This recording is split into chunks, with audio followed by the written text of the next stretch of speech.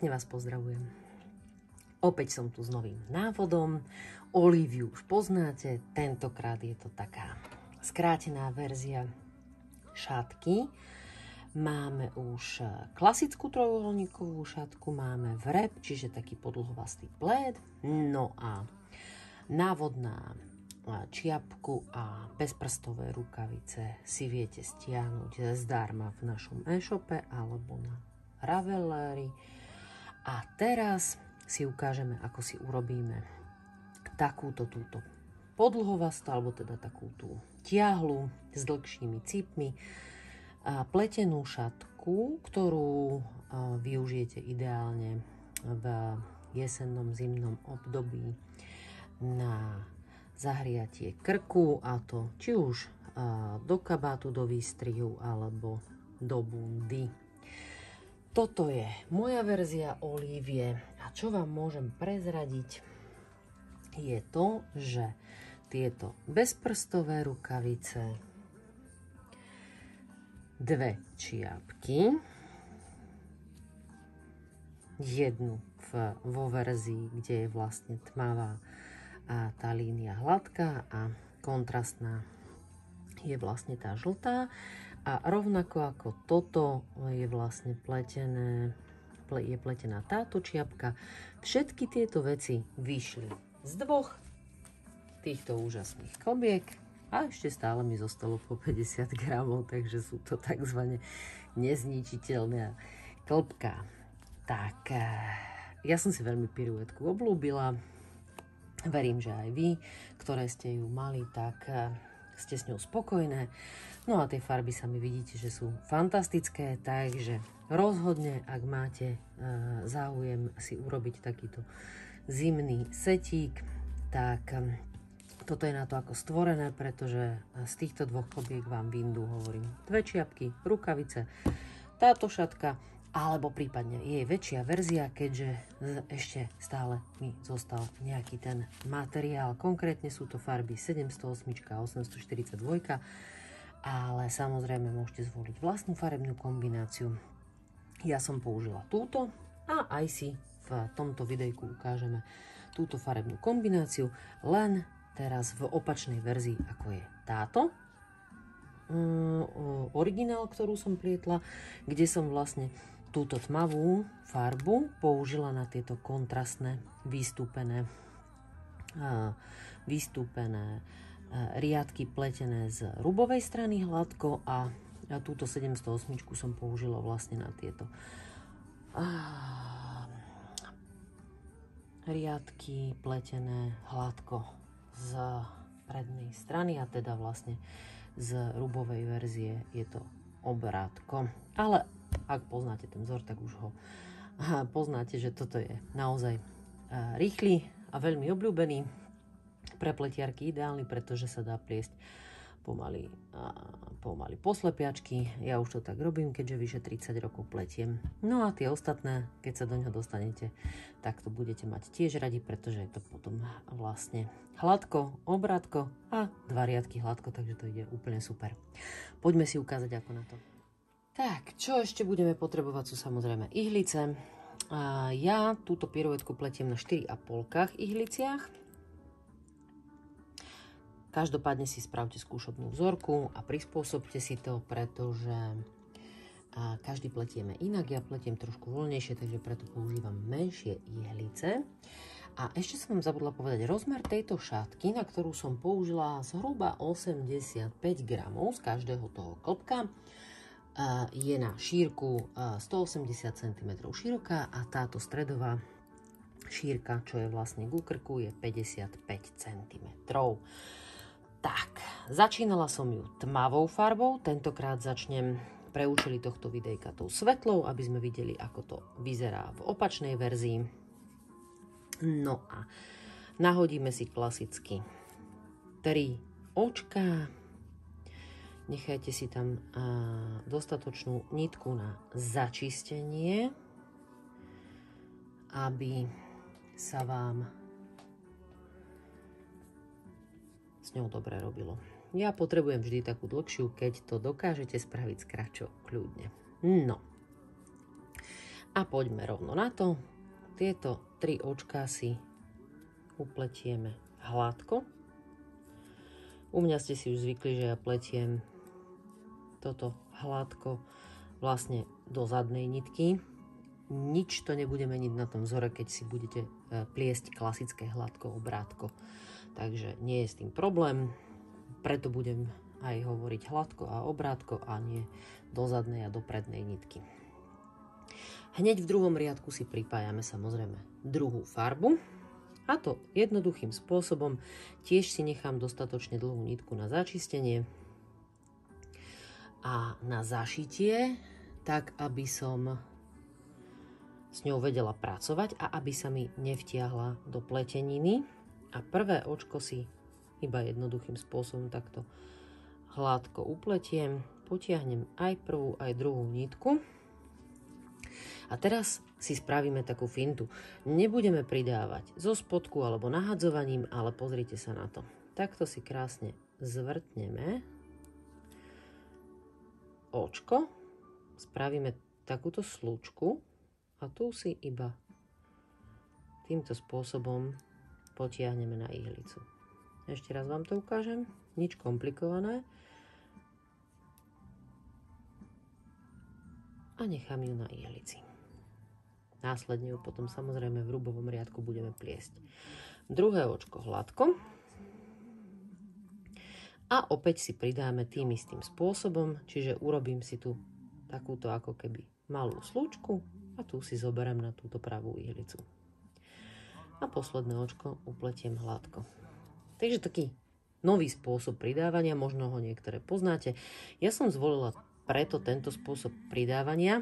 Jednak to vytvorí takú zaujímavú líniu vlastne a nebude sa ťahať tá nitka z toho predchádzajúceho riadku, aby sa nám nemiešali farby a zároveň nám tam nevzniká diera, ako ktorá by vznikala, keby sme to riešili nahadzovaním.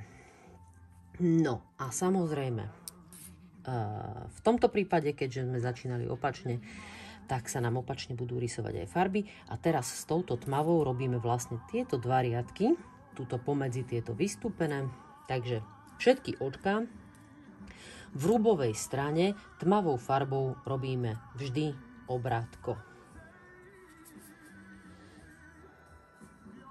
A pardon, zabudla som povedať, v každom riadku budeme pridávať, čiže hneď a zaraz pridávame. Toto bude najpodstatnejšie. Preto sa nepomýlite. Kedy pridávame? Pridávame v každom riadku opäť týmto istým spôsobom. Si nechám slučku. Túto krásnu slučku, pozrite sa, jednoducho upletiem. A upletiem všetky až po posledné očko. Ale pred ním ešte si najprv opäť pridám jedno očko. A potom to posledné upletiem. Trošku sa nám natiahlo, nevadí to, pretože hneď a zaraz, pozrite sa, otočím a zatiahnem si to. Bude to špecifické len túto na začiatku. Po pár riadkoch si to môžeme začistiť, čiže zašiť tie nitky, aby sa nám to neťahalo, ale už to nebude vadiť, lebo vlastne nám tu bude pribúdať tá farba a už bude len tá časť, kde sa ťahá. No a teraz ideme na ten systém striedania farieb, ktorý vám hneď a zaraz ukážem, len som si zobrala na tieto moje krásne dvojfarebné Day and Light ihlice od Knit Pro. Dlhšie lanko, ako som pôvodne mala v úmysle spraviť. No a hop šup, musíme ťa otočiť, kde ťa máme.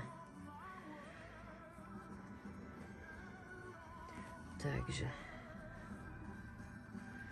sme to tu hop pozvrtali opačne. Keď si položíte tieto dve veľké klopká vedľa seba, bude vám postačovať, a teraz vám to ukážem ako, bude vám postačovať vždy to, ktoré pletieme takýmto spôsobom, pretože túto nitku vlastne teraz nechávam tu. Takýmto spôsobom ju potiahnuť dopredu, čiže ponad tú, s ktorou sme pracovali. Áno? Ono sa nám to hneď ukáže. No a teraz ideme na ten ďalší riadok. Trošička si napravíme tie očká, aby aby sme tu nenechali dlhú nitku, pretože nebudeme strihať po každom riadku, ale iba krásne na tejto strane vlastne budeme ťahať po tej línii to očko.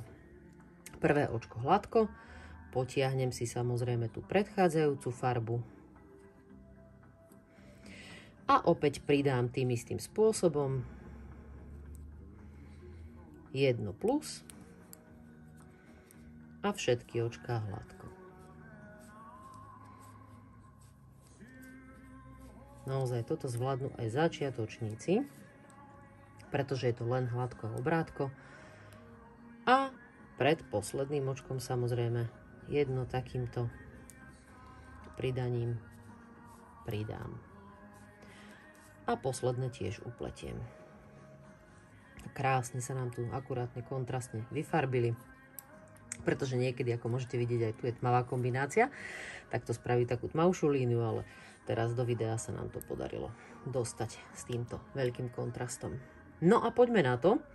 V prípade tejto svetlej, respektíve tou, ktorou sme začínali, pletieme obidva riadky hladko, čiže aj z prednej, aj zo zadnej strany. S touto tmavou teraz pletiem hladko a obrátko a s tou obidva riadky hladko.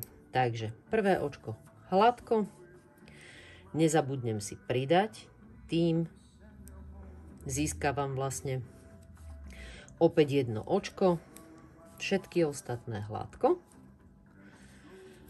A tým, že pridávame v každom riadku dve očka, vždy za prvým a pred posledným, čiže opäť tuto si urobím slúčku a hop s ňou sem. A upletím aj posledné. A už sa mi tu rysuje táto vrúbková štruktúra. Tým získam to, že tá šatka bude mať vlastne na šírku alebo na dĺžku, ako chcete, 180 cm, pretože sa nám podloha rozširuje a nenaberie veľa centimetrov vlastne v strede, čiže nebude meter široká alebo dlhá, ako chcete, ale bude vlastne tých 55 cm, to je do kabátu taký ideál. Môže byť samozrejme viac alebo menej, si to viete prispôsobiť, no ale tak, aby ste si ju vedeli obtočiť okolo krku, potrebujete mať dlhšie cípy. No a tu nastáva to, čo som vám hovorila, že vždy si prehodíme tú, s ktorou pracujeme, takýmto spôsobom iba dopredu. A tú nitku mám opäť pred prácou. Takže pokračujem. No a teraz už len opakujeme. Nič komplikované tam nie je, začiatok máme. Ešte si ukážeme tento riadok, kde robíme hladko z licovej strany a obrátko z rubovej. Opäť nezabúdame hneď za prvým očkom pridať a všetky očka hladko. A ako môžete vidieť, máme 1, 2, 3 a toto je vlastne štvrtý lícový riadok a už máme neúrekom počet očiek, keďže, ako som hovorila, v každom riadku pridávame 2 očká. A už sme práve pred posledným, takže zvrtnem si nitku, týmto spôsobom ju pekne obtočím okolo ihlice, pridám +1 a posledné upletiem. A z rubovej strany všetky očka obrátko. Ale samozrejme nesmieme zabudnúť pridať za prvým jedno očko a pred posledným. Hop. Takže takáto jednoduchá naozaj je Olivia a takto fantasticky vyzerá. Vzor môžete samozrejme použiť aj na farebné vlny, môžete ju urobiť aj samostatne, že iba budete striedať vlastne tie riadky, že hladko, hladko a hladko, obrátko. Samozrejme opäť pred posledným očkom pridáme. Aj tak to bude veľmi zaujímavo vyzerať, z čarovného klopka takisto. No a vidíte, opakujeme opäť svetlou, potiahnem si ju takýmto spôsobom, ju dám nad, aby sa mi dostala nad líniu tejto vlny, s ktorou som predtým robila. A môžem pokračovať. Hladko, samozrejme. To je celá Olivia. Takže nezabudnite, kto s nami súťaží a používa tovar od nás. Informácie pod videom Colorful Made Olympiáda so všetkými mojimi návodmi, či už z takejto vlny čarovných kopiek alebo iných, ktoré máme v ponuke v našom e-shope. Môžete sa zapojiť o 3 balíčky v hodnote 100 eur, súťažíme každý mesiac, takže rozhodne sa oplatí. Či už s Oliviou, dúfam, že sa vám bude páčiť. Ja mám strašne rada tento vzor. A prezradím, začala som si už aj pullover, takže možno v najbližšom videu už budem mať ten. Uvidíme. Každopádne, ďakujem veľmi pekne za pozornosť a teším sa na niektorý nový návod v najbližšom videu. Označujte svoje fotografie na sociálnych sieťach hashtagom Martina Supová Design alebo Colorful Made Shop a určite si ich rada pozriem. Ďakujem pekne a majte krásny deň.